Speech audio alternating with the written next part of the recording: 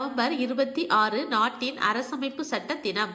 உலக அளவில் எத்தனை நிமிடத்திற்கு ஒருமுறை ஒரு பெண் துணைவரால் படுகொலை செய்யப்படுகிறார்? 10 நிமிடம். TN ரைசிங் முதலீட்டாளர் மாநாடு நடைபெற்ற இடம் கோவா. ஜனநாயகத்தின் பிறப்பிடம் இந்தியா என்பதற்கான சான்று உத்திரமேரூர் கல்வெட்டு. பாஞ்சஜன்யம் நினைவு சின்னத்தை வெளியிட்டவர் நரேந்திர மோடி. உலக கோப்பை ஸ்குவாஷ் போட்டி நடைபெறும் இடம் சென்னை.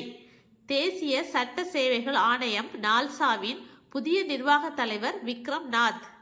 நியூயார்க் மேயர் பதவியை ஏற்கும் முதல் இந்திய வம்சாவளி சோரான் மம்தானி.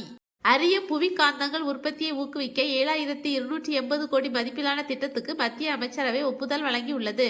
மும்பை தாக்குதல் நினைவு தினம் நவம்பர் 26.